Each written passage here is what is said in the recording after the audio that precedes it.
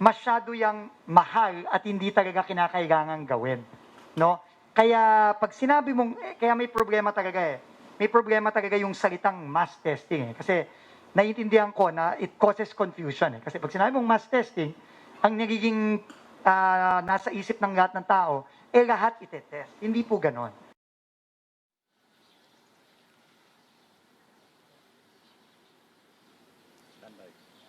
Bok, a COVID-19 laboratory will also be set up here at the Philippine Sports Stadium so that swab samples will no longer be sent to other laboratories. The government says they will also expedite the accreditation of laboratories with the expected surge of swab samples, including that from the OFWs backlog, which have reached 5,000. Bok? JC, maliban sa mga overseas workers, sino pa ang pwedeng magpa-test dyan? Ibig ko sabihin, siguro tanong ng maraming tao ito, pwede bang mag-walk-in dyan? Pwede bang magpa-test dyan ng kahit sino may gusto?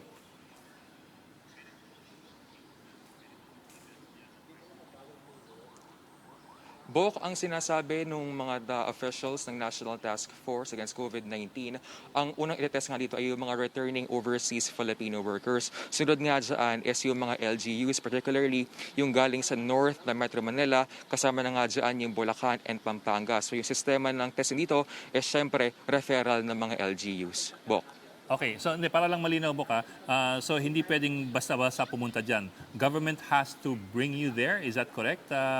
Nobody can just go there or go to any of these mega testing facilities on their own?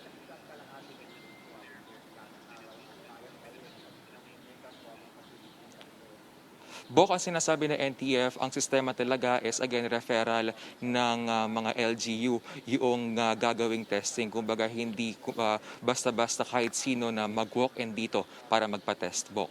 Okay, maraming salamat. JC Cosico reporting live from Bulacan.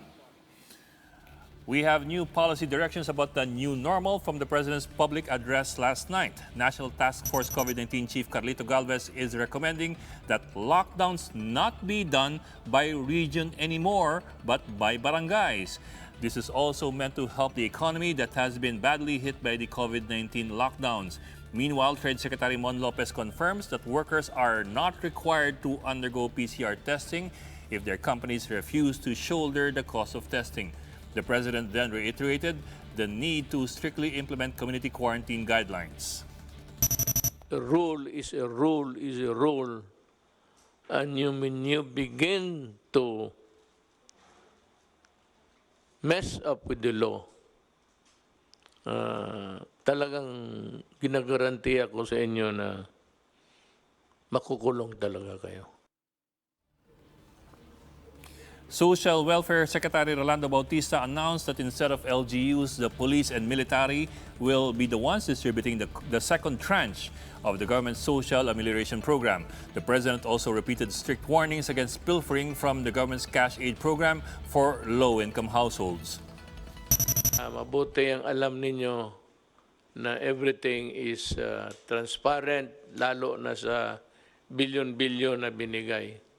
I assure you we will be able to account for it, except those who were malversed by the officials down dito sa local governments na nawala. Then they have to answer for it. But otherwise, to the last centavo na ibigay namin sa tao ang programa sa gobyerno. The chief executive also claims that a certain biotech company called Moderna has developed a potential COVID-19 vaccine. The president said the vaccine could be rolled out commercially starting January next year. Until then, the president said, we just have to stay alive. Meron ng vaccine, but ang problema, it will be ready, according to them, by 2021 pa. January at the earliest. So kung ganon, huwag ka sanang mamatay hanggang January. Hintayin mo yung vaccine. Pag tinawag ka ng kamatayan, sabihin mo, umalis ka dyan. kamay nihintay ako ng vaccine. When we return, overseas workers lament their extended stay in isolation facilities. One Filipino migrant worker we talked to says he has been stuck inside a hotel for more than 20 days. That story and more when One News returns.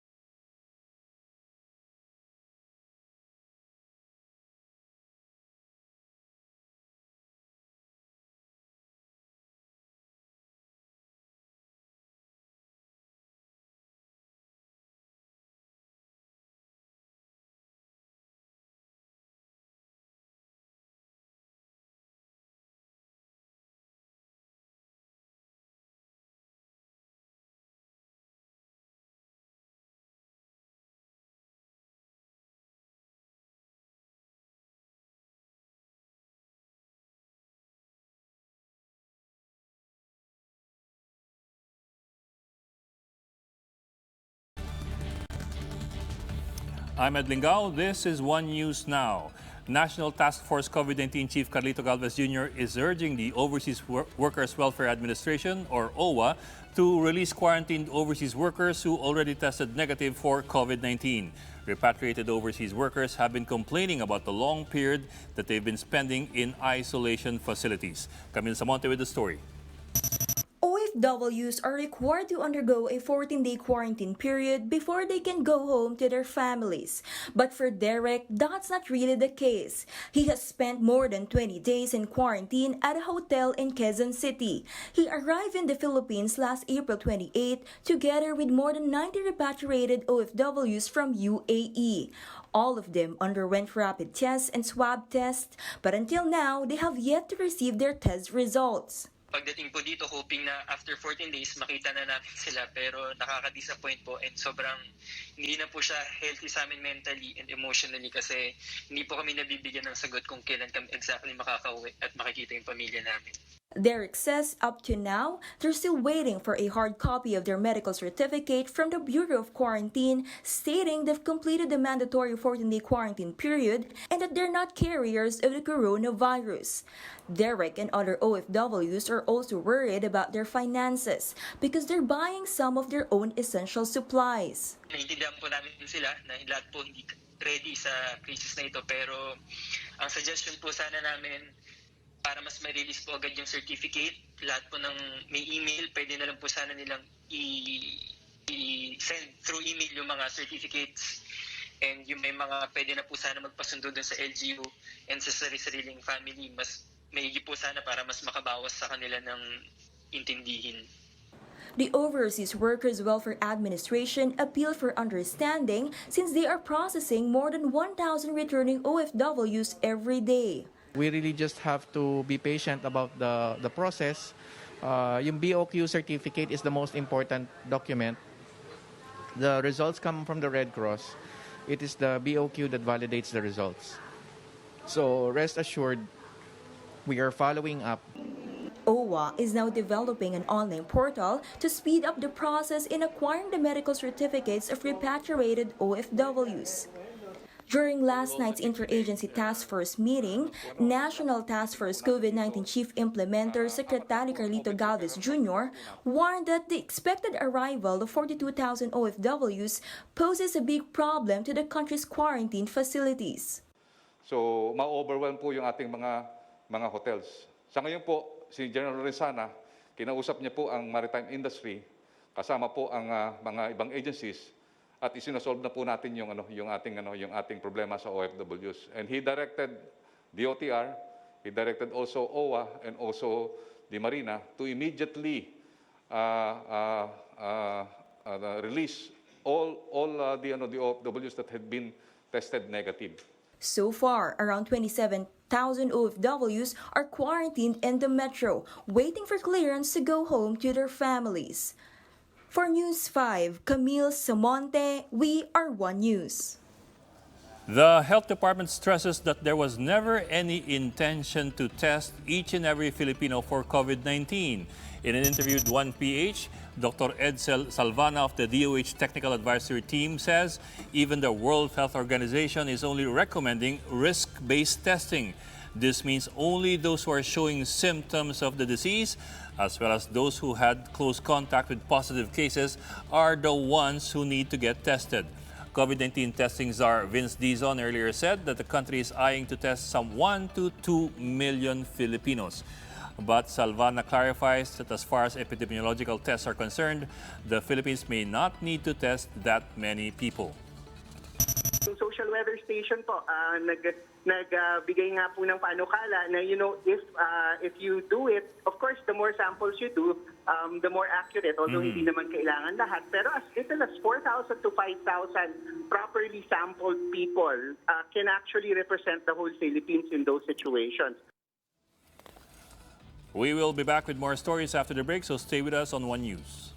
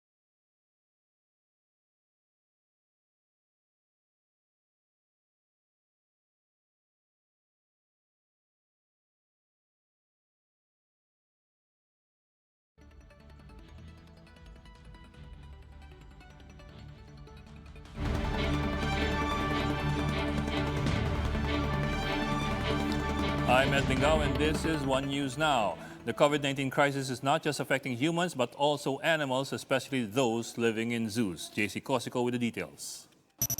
Malabon Zoo has been padlocked for more than 2 months now due to the COVID-19 pandemic. Parks and other tourist destinations are not allowed to open in areas under the community quarantine. Zoo owner Manny Tanco says this is the first time they closed their doors for a prolonged time since they began operation some 30 years ago. And without any visitor for months, his bills are racking up. He is now appealing for cash donations to help the animals.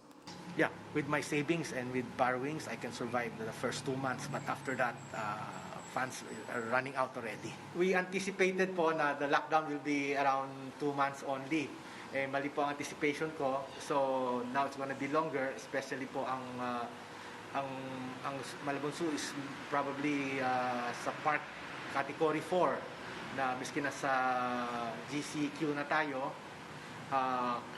We are supposed to remain close po, and we will obey our president po. The zoo shelters around 600 animals, ranging from fishes, snakes, lions, and deers. It's also home to Tiger Duterte and Justin Bieber. They eat a lot of food every day. And as you can see, all of them are healthy and strong and happy. Why support the animals po, no?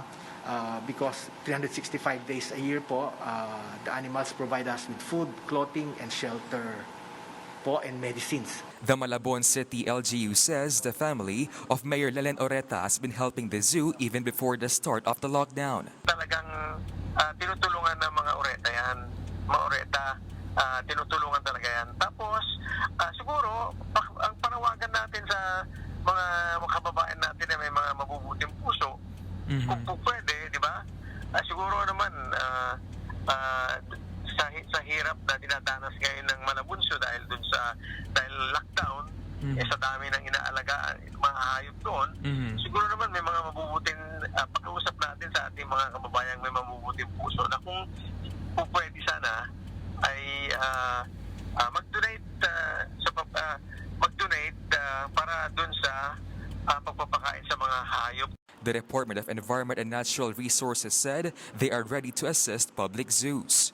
But for private ones like Malabon Zoo, they can only do so much, like the provision of veterinary services. Hindi maaaring maglabas kami ng pondo or anumang pambili ng mga pagkain ng kanilang mga animals dahil first of all, private nga sila. But if they're willing, pwede naman nilang isurrender kung talagang hirap sila. They can surrender it to our rescue center and we can take care of their animals naman para naman mapangalagaan natin yung buhay ng mga ito. To those who want to help the zoo, they can contact Malabon Zoo for details or may deposit straight to the zoo's bank account. For News 5, JC Cosico, we are One News. The Labor Department is telling companies to provide shuttle services for their employees, but a business group says it is something that small companies cannot afford.